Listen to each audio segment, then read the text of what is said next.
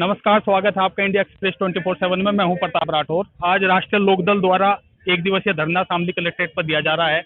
विभिन्न मांगों को लेकर राष्ट्रीय लोकदल के जो नेतागण है, पदाधिकारी है, वहां पे ये धरनाग्रस्त हैं। और हमारे साथ में जो शामली विधायक प्रसन्न चौधरी जी, हम उनसे बात करेंगे किन मांगों को लेकर धरना दिया जा रहा है। सर, किन मांगों को लेकर धरना दिया जा रहा है? मुख्य से तो 3 मांगे हैं। पहला तो जो अभी गन्नई पेराई सत्र नया शुरू हुआ है उसका सरकार भाव घोषित करे। दूसरा, जो आवारा पशु है उनका समाधान करे। तीसरा, जो पिछला पेराई सत्र था उसका भी अभी पेमेंट बाकी है, वो पेमेंट कराने का कष्ट करे। अच्छा, मार्च तक का तो शायद पेमेंट कर दिया गया है। आगे क्या डिमांड किसानों की रहेगी? अभी भी शामली जिले के अंदर 2 मिल ऐसे हैं जिनका 15 अप्रैल तक का पेमेंट हुआ है, बल्कि थाना भवन का तो 15 अप्रैल का भी नहीं हुआ।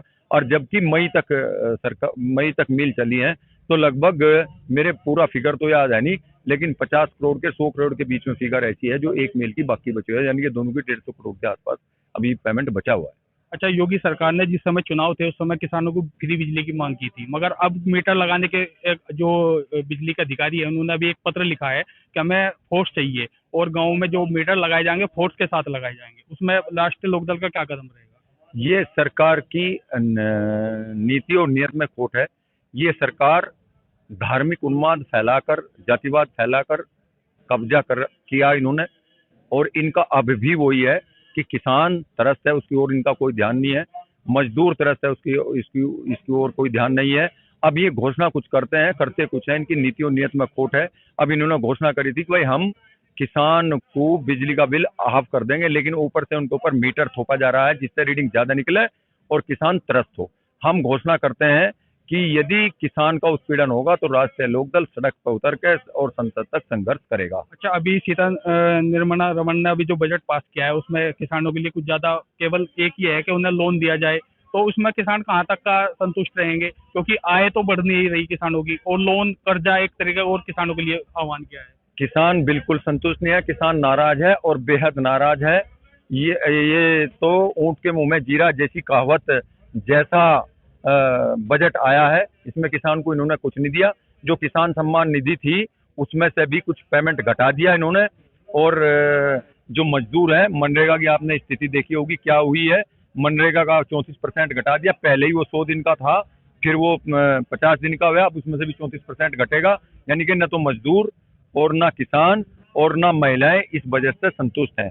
महिलाएं इसलिए संतुष्ट नहीं है, जो महिला की रसोई का जो बजट है उस पे, जैसे दूध है, दूध पर टैक्स लगता है, अट्टे पे टैक्स लगता है, चावल पर टैक्स लगता है, दही पर टैक्स लगता है, किसी टैक्स को कम नहीं करा। ऊपर से उसके 3 दिन बाद ही 3 रुपए दूध पे बढ़ा दिए गए। तो न तो महिलाओं को कुछ मिला, झुंझुना मिला है, ना युवाओं को कुछ मिला, झुंझुना मिला है, ना मजदूरों को कुछ मिला, उनको भी झुंझुना मिला है। और किसान को तो ऊँट में मुंह में जीरा जैसी कहावत सार्थक इस सरकार ने की है। अच्छा, अगर हम बात करें धरना प्रदर्शन की, कई धरना प्रदर्शन हो चुके मगर निष्कर्ष कुछ नहीं निकलता। आगे की क्या रणनीति रहेगी? ये राष्ट्रीय लोकदल हमेशा किसान के साथ है।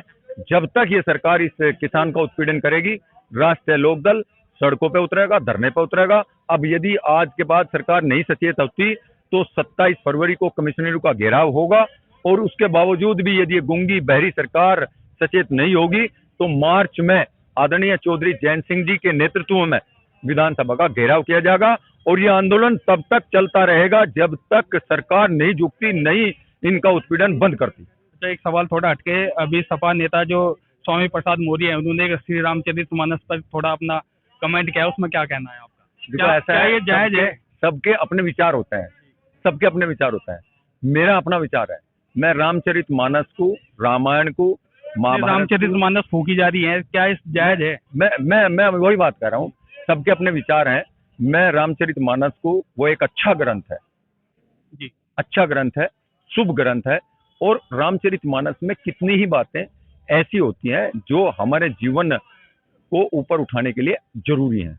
भाई भाई का प्यार उसमें दिखाया गया है, माँ बाप का रोल क्या होता है वो दिखाया गया है। उसमें चरित्र एक महिला का दिखाया गया है, सीता माता का ऐसा चरित्र है, यदि बच्चे उससे शिक्षा ले तो वे उच्च कोटि के बन जाएंगे। मगर वे तो सवाल उठा रहे हैं उस पर कि बैन होनी चाहिए, रामचरितमानस बैन होनी मैं आपको बताया, सबके अपने अपने विचार हैं, चाहिए। सबकी अपनी अपनी थिंकिंग है। उन्होंने क्या बात उसकी पकड़ी है, मैं उसका सम्मान करता हूँ। रामचरितमानस का, मेरे घर में रामचरितमानस है, मैं हमेशा रामचरितमानस का सम्मान करूंगा और उसमें जो कुछ दिया हुआ है उनका भी सम्मान करता हूँ।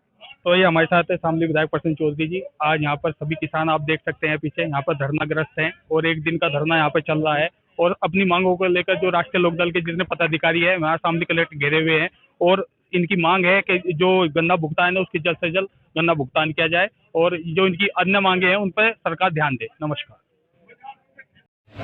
जिंदाबाद भाई मैं समझ में नहीं आई थी इसकी बात, मैं इतना भोग लिया फिर समझ में आई नहीं रही थी क्या बात। जिंदाबाद। हमें 2500 दे दे, अदला बदली करेगा 2500 देगा और अगले दिन फिर 2500 लग रहा उल्टे देन। ये भी 3 का 5 का होगा फिर अदला बदली करेगा।